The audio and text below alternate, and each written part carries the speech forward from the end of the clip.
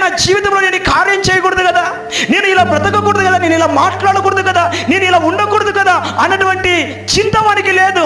He's enjoying, he's pleasing, అతిశయిస్తున్నాడు. సిగ్గుపడవలసిన సంగతులు యందు వారు సంతోషిస్తున్నారు.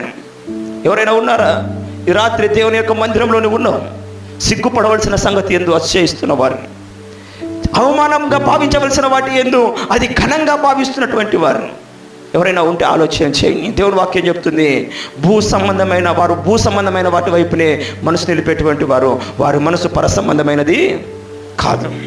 పర సంబంధమైన మనస్సు నీకు లేకపోతే జీవము సమాధానము నీ కుటుంబములో నీకు దొరకవు. మొదటి యోహాను పత్రిక 2వ అధ్యాయం 15-17 వచనాలు. ఈ లోకమునైనను లోకములో ఉన్న వాటినైనను